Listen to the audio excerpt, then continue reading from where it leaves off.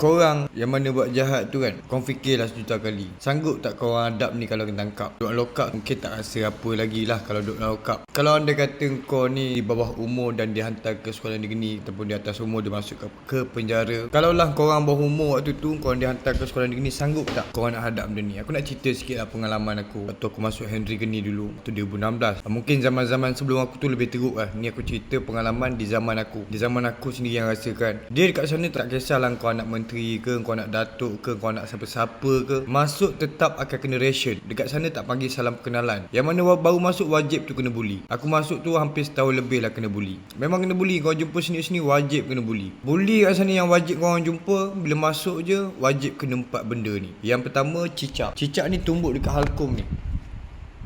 Ni tepat dia orang tumbuk kat situ. Itu dipanggil cicak. Yang kedua ulu hati. Ulu hati ni disuruh korang baring, pijak dekat ulu hati menggunakan tumit. Yang ketiga rusuk, dipanggil free kick, sepak dekat telur rusuk ni. Yang keempat sepak kat dada. Jadi sanggup kat korang hadap benda ni? Kalau kau nak buat jahat tu fikir lu sejuta kali. Boleh ke tahan badan kau? Boleh ke tahan mental kau? Aku baru cerita bab bully fizikal, belum cerita lagi bab bully mental macam mana. Silap-silap balik tu mungkin boleh jadi gila. Jadi renung-renungkanlah, fikir dulu sebelum kau nak isap dadah ke, nak buat jenayah ke. Fikir dulu sanggup tak kau nak hadap benda ni. Yang wajib duduk negeri ni, wajib kena benda ni.